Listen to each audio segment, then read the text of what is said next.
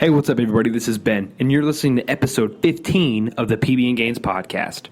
Before I get into today's podcast, I want to throw out a very heartfelt thank you so much for everything that you guys have done to support us and everything that we've been doing here, not only in the podcast, but at Avenu Fitness. It's been an extremely humbling thing to see you guys sharing the podcast, leaving reviews and ratings on iTunes, and basically just listening to what we have to say. It was a big deal for us to start this podcast, and in this holiday season of giving, I just wanted to give a big shout out to you guys, the listeners, because it ultimately is you that we do this for, and we want to make sure that you guys have the best information possible to live your best life. So thank you so much for everything you guys have done and passing along the word of the podcast. And now let's get into episode 15. I chat with Hailey, the yoga instructor here at Avenu Fitness, who's done an incredible job. She really brings it all together when it comes to mindset, breathing, and understanding how your body moves through space. So I figured, all right, let's bring her on and chat yoga. And in this episode, we talk about why you cannot be bad at yoga, the importance of breathing, and answering the ultimate question, do you really have to wear yoga pants?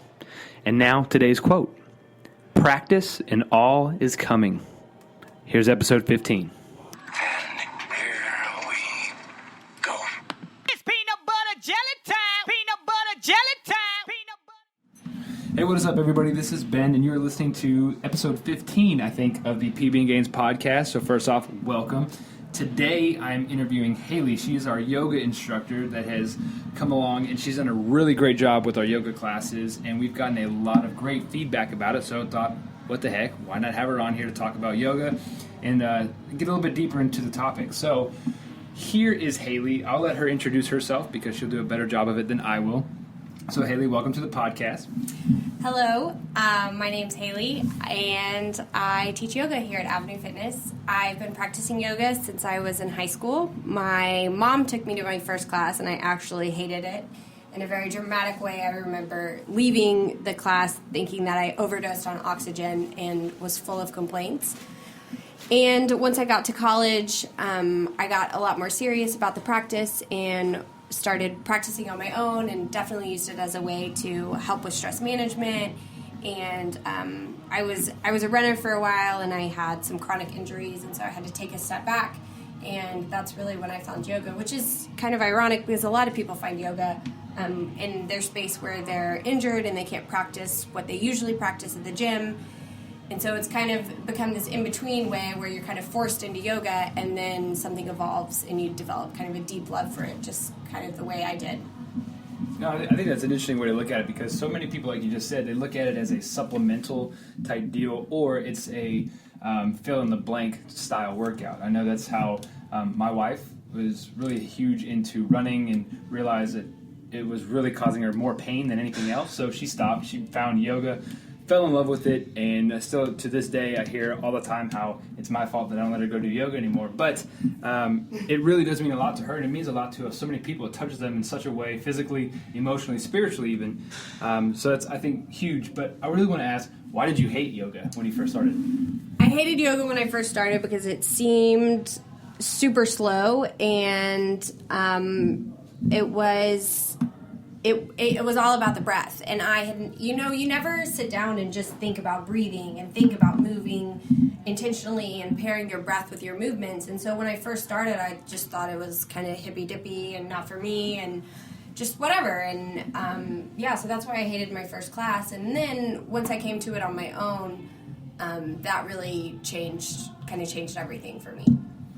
So I think almost you take it to where you need to have a better understanding of self to be able to get into something like that. Yeah, absolutely, because yoga is 100% about mindfulness, and that's a huge part of why I practice yoga. I practice because it makes me feel connected to myself, connected to my students, connected to the other people in the room. When you slow down and you take an hour, 30 minutes, 5 minutes, whatever part of your day that you have, just to be with yourself and breathe and kind of let your thoughts go, there's kind of some magic that happens, and I think that's what sets yoga apart from the different physical activities that we, running and strength building, whatever you do. you don't always focus on your breath in the same way that you do in yoga. I mean, breath is central to yoga. Without breath, there is no yoga. And that is the big game changer, I think. Yeah, I think taking the idea of breathing, we'll go deeper into that as we move along, but seeing, and I know in my own training, and then as I've been talking to different fitness professionals and trainers, Pilates instructors, all that, the breathing has been essential for the ones who are very successful in teaching. They're the ones that are able to tap into one's understanding of breath. And so Carlos, who is one of our trainers here, you watch him, he'll lay on the stage and he'll do his mobility work, but he's also has a balloon that he's breathing into to just be able to get good feedback and visually and physically to see it and feel it. But to see how key the breathing is to everything we do, and most of us, we just don't even know how to breathe.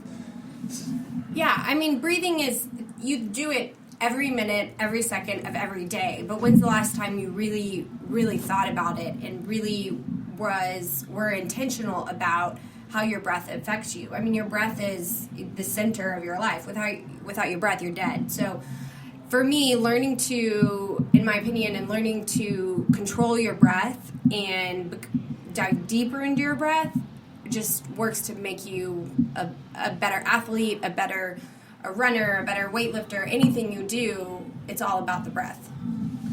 This is something that, I don't know, just might be an observation of mine, but as society and individuals within the society, we've become more vain and more self-conscious of how we look, if our bellies are sticking out, whatever it is. And I think for most of us, we try and keep this, that suck-in feeling where your abs are tight or you're trying to make them tight, and you just do a lot of shoulder breathing and not breathing through your diaphragm. Do you think that's one of the reasons why people don't know how to breathe anymore? Yeah, absolutely. You're always sucking it in, or you're wearing tight jeans or something that doesn't make it comfortable. And you have two parts to your breath. A lot of times as we begin class, I have my students place their left hand on their heart and their right hand on their belly. And you inhale into your chest, into your left hand, and then into your right hand. And that's a full breath. It goes, both hands have to rise. Your chest and your belly fill up, and then you exhale from your belly and then from your heart. And so it's a totally different mindfulness breath. And so there's two parts to each breath you take. And then the third part is that you hold at the top of your breath, and then you exhale it all the way out. So, and that's something we also do. We hold kind of the stale air in at the bottom of your lungs that you're not emptying out all the time, every day.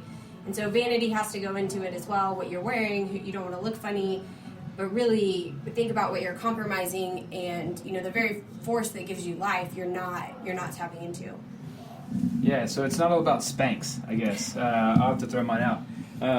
The breathing aspect of it is pay attention. I can only imagine how many of you guys, as she was giving that description, I know I just did it, putting my hands on my chest and my belly and trying to make sure I was breathing correctly, and I know I don't ever do it unless I actually pay attention to it. And so me being in the field, yes, I'll do it, but how many of you that are sitting at your desk or sitting in your car, always on the go, don't ever pay attention to the simple little things. And I think one of the purposes of this podcast, and I know here at Avenu Fitness, our whole goal is to bring you back to the basics.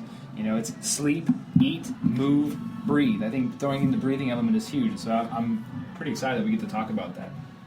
And I think it's moving into connecting all of these different things together. And so you've done some interesting work on the side with Brené Brown. So for some of us who don't, I'm still not as familiar as I like to be with it, but for some of us and those of you who are listening, if you want to give us a little bit more description on that.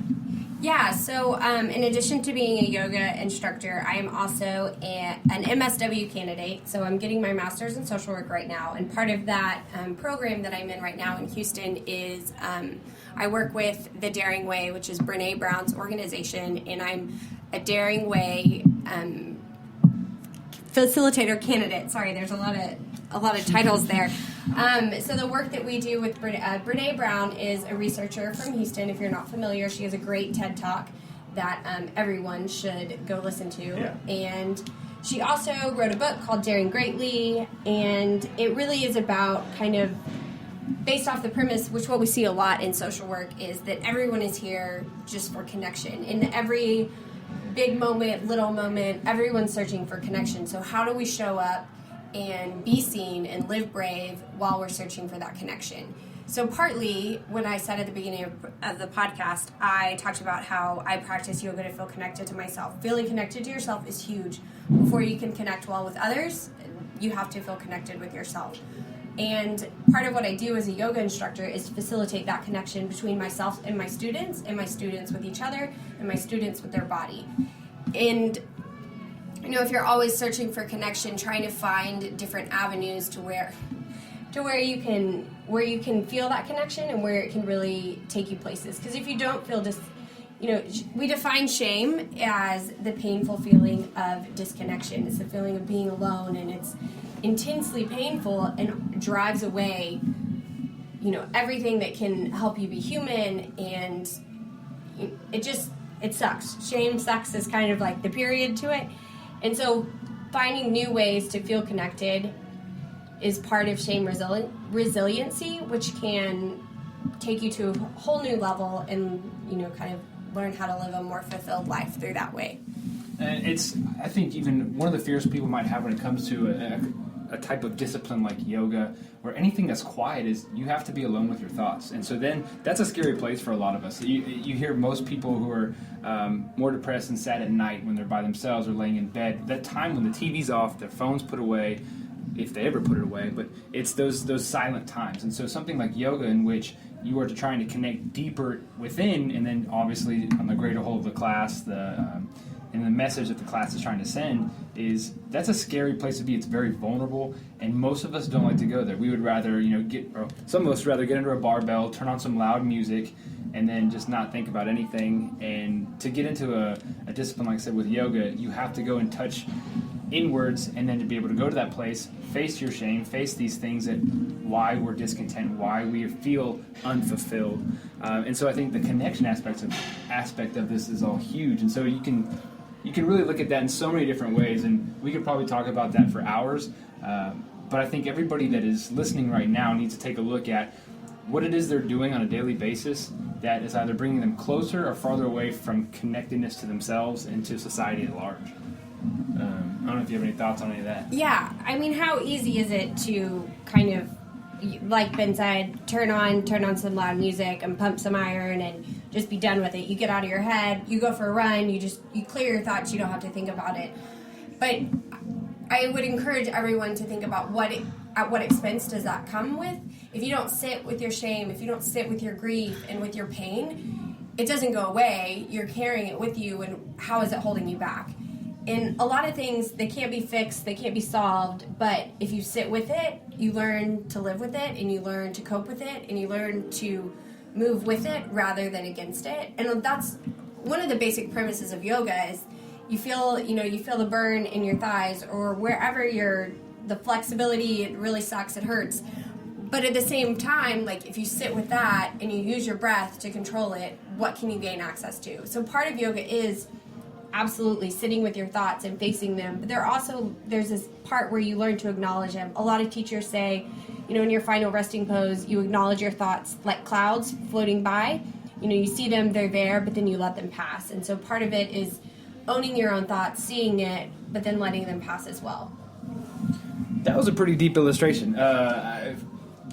From most of us, you won't ever tap into that, and it's great. Like I'm a proponent of a barbell. I'm a proponent of any type of weightlifting apparatus that's going to get you to challenge yourself. But I also don't challenge myself enough, and I can guarantee most of the people listening are not doing that. And so the illustration that Hailey just gave of feeling, working with your breath to push through something to be able to improve it, it's the same thing that comes with the work that you'd have to do in your own mind. So I think to be able to incorporate yoga in that regard is going to help you immensely. And I mean, we could talk about that all day, but I think that's something to think about, visualize, and then the next time you go to a yoga class, if you do, whether it's just Jillian Michaels Power Yoga that you have the DVD of, or whatever it might be, or a great class like Hailey's, you can take that, feel it, push through it, and it's such a way that you're going to get better. And so as far as like that getting better aspect, I want to tap into some of the myths that a lot of people have when it comes to yoga. And the first one is it's hippy-dippy stuff, like you said. Mm-hmm. And I'd love to hear your thoughts back on that.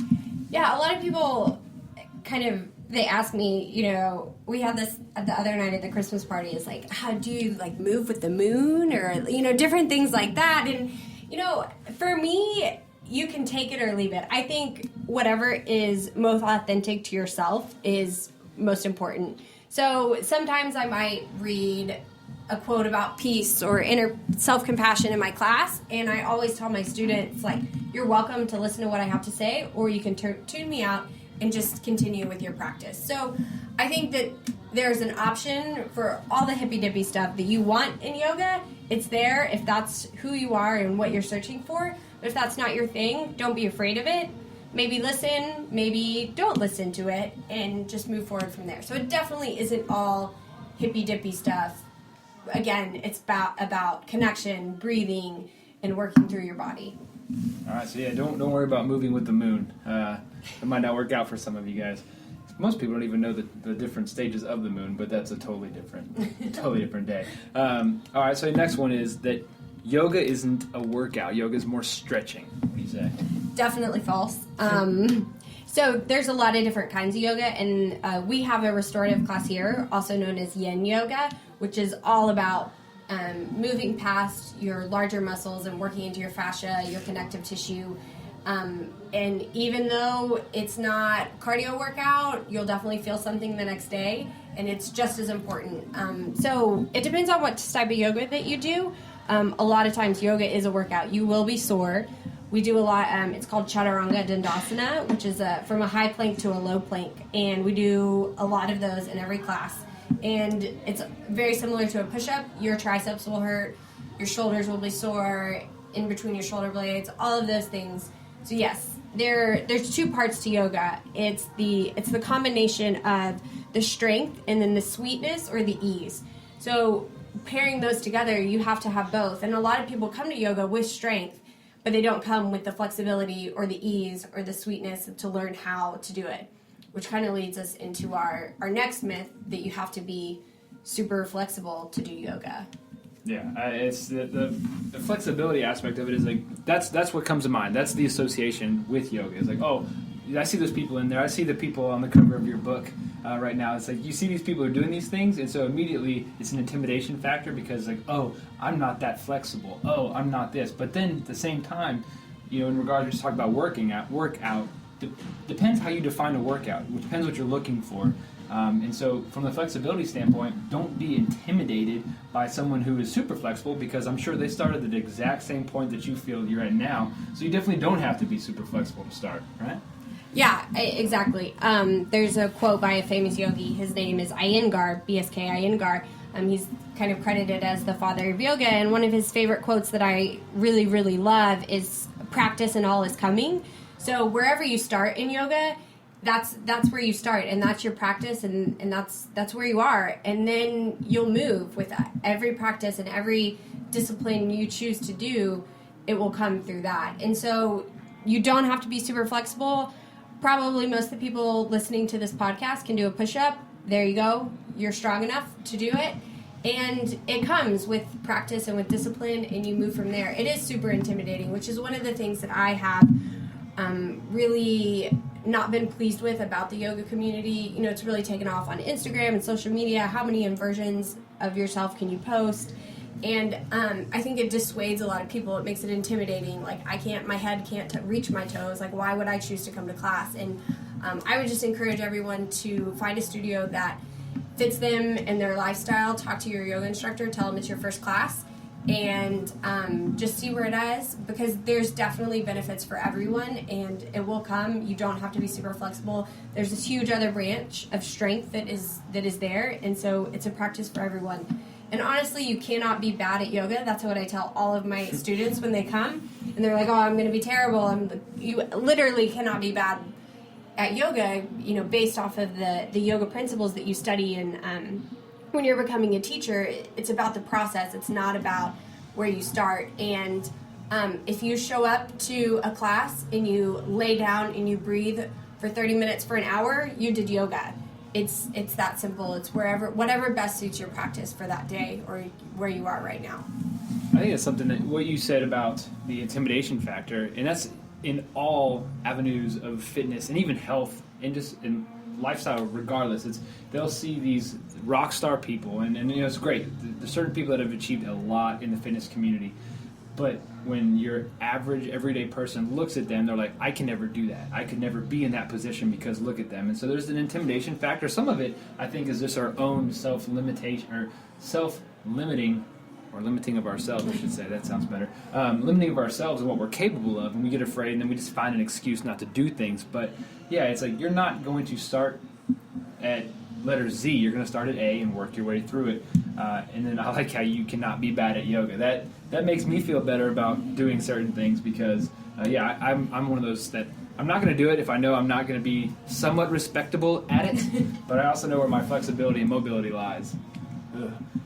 Which then takes us into our last myth, which I think is probably one of the more important ones, depending on who's asking. But do you have to wear yoga pants to do yoga?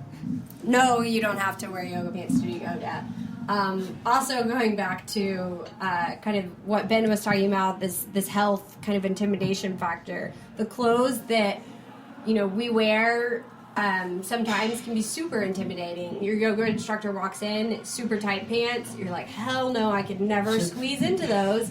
Then you're really never going to show up. So you don't have to wear yoga pants. Logistically, any kind of like loose-fitting athletic shorts. A lot of people wear the yoga pants because they don't move when you move. They're close to your body, so you can go upside down or do whatever you want to do, and your pants move with you. So no, you don't have to wear yoga pants. Just come, show up, and be your authentic self. Ask a lot of questions, and you'll do great. So don't worry about wearing pants to yoga class, or probably do. Probably wear some type of clothing. Pants optional, could be shorts. Who knows? But moving on to more important things in life. So you talked a little bit about the different types of yoga. So going to like a rejuvenating class. I know there's hot yoga. I know there's different aspects of it. If you could give us a couple different types of yoga, what people can look for that might suit them. So here at Avenu Fitness, we practice a vinyasa style yoga. You'll hear that word. It basically means a flow type of yoga. So what that means is you'll typically start slow, especially if you come to one of my classes. This is how I would break it down. You kind of start slow, you move into the space, you learn to come to your breath, and then you start to pick it up. You move through those chaturangas that we talked about. You're on your hands a lot, kind of doing the push-up position, lots of planks. And so you move through a faster practice, linking one breath per pose, and then you begin to slow down again at the end. You end in Shavasana, which is your final resting pose. There's other types of yoga. Bikram yoga is super popular among a lot of people. It's in a heated room. It's about, I think it's like 100 degrees. I'm not a huge fan of Bikram, I apologize. But it's in a really hot room, and you do the same series every time. So there's a set of a certain number of poses, and you do each pose twice, and then you close out your practice. It's the same thing every day. Different from vinyasa because a lot of times people pick a different flow, a different sequence, different focus for that day that you come to practice. Ashtanga yoga is another kind of more disciplined practice where you do the same set of series each time. Lots of focus on back bends.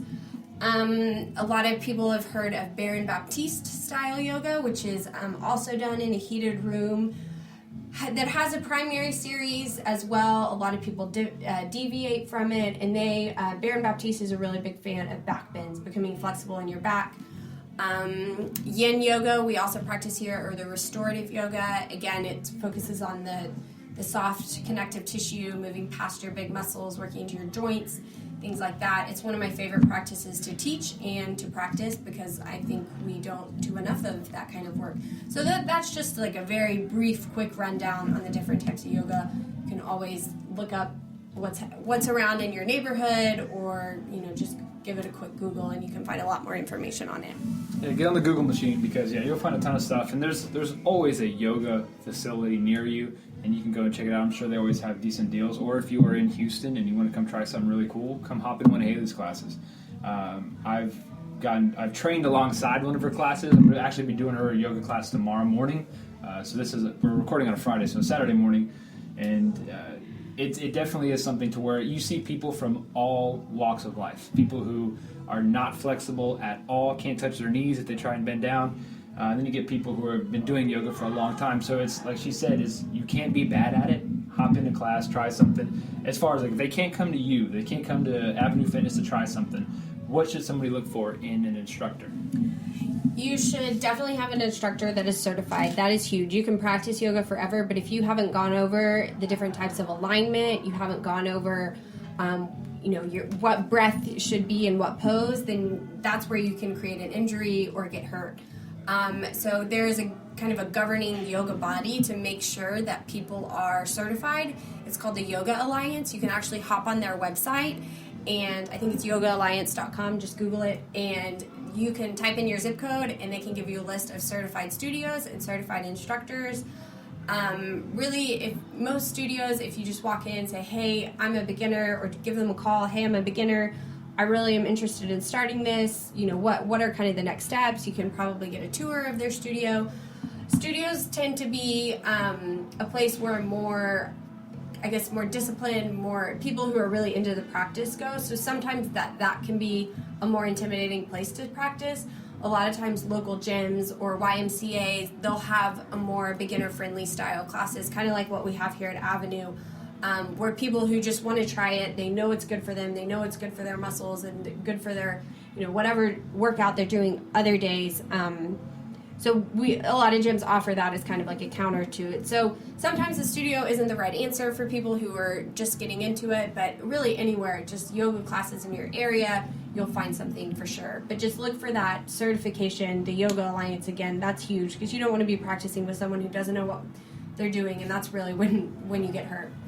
Yeah, and don't be intimidated. I mean, I know we've hit on that a few times, but don't be intimidated. Don't be afraid to ask questions. If you want to know something, ask a question. Ask if they're certified. They might have it on their website, but maybe you just didn't look. But hey, I was told that I should look for this certain, what's the word? Certification. That's a good one. There we go.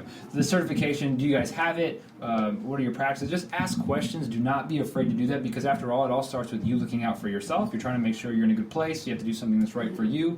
Ask some questions. Like, do I have to bring my own mat, or do I have to go make an investment and purchase my own? That's a question. For a mat, because I will probably steal my wife's mat to come to your class tomorrow. What should someone have in a mat? Basic? Is that okay? So, I mean, it's not about the mat. I guess in the beginning, if you're just looking to get started, you can go pick up a mat at Target probably for, $7. It's going to be kind of like the shelf liners. It's going to be really plasticky. It'll give you a little cushion, not a lot of cushion. If you have bad knees or your wrist hurt or something like that, I would look for a mat that's thicker and it's going to provide you a lot more cushion. Some people even double up on their mats sometimes. I guess the Ferrari brand of yoga mat is Manduka. And they're pretty pricey. They have several different options for you as well. That's a solid mat. Jade yoga mats, also a great one. The Lululemon mats are great as well, really accessible for people who just want to practice every now and then. And I know that they have an extra long mat for all of you tall individuals. So really wherever you go, you can pick one up at Target. The Garmin ones are really just a good solid investment as you're just getting started in your practice. It doesn't have to be perfect. Look for a thickness that you want. You want it to be sticky enough to where you can, if you were going to push away your hands on your mat, you're not going to be sliding around. That's a really important aspect as well. So something that's sticky, it's got enough cushion for you to feel comfortable, and whatever fits in your budget. Yeah, so don't be the person that goes out and buys the $100-something mat to use 2 times and then be done with it and then have to resell it later on in life. So always like to ask this question is, what is the one takeaway, is the one gain you want someone to have from what we've all talked about today? The one takeaway I would say is that you can't be bad at yoga. It's not as intimidating as you think it is. Instructors are always really passionate about their craft and they want to share it with you.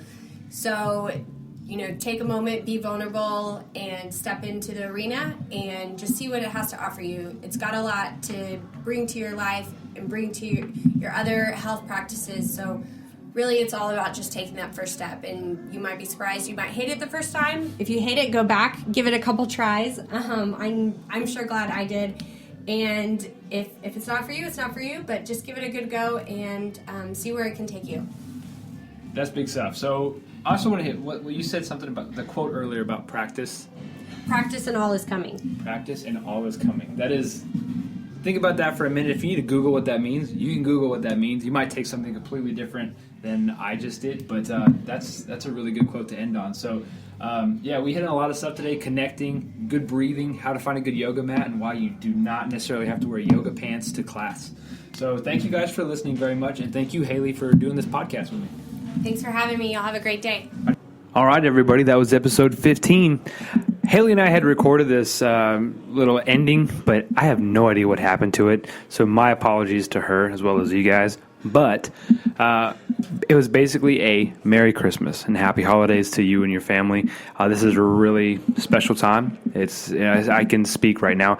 My daughter is 15 months old, so we're at that point now where Christmas and Santa and everything is starting to seem really magical to her. So it's a really incredible time in our lives as parents for me and my wife. And so just wanted to say Merry Christmas to you and your family. I hope you guys have a wonderful time spending that quality time with your family and friends and loved ones, even the people who get on your nerves. Have a good time with it. Merry Christmas. And I will see you next week here on the PB and Gains podcast as we talk about planning for 2016. Merry Christmas, guys.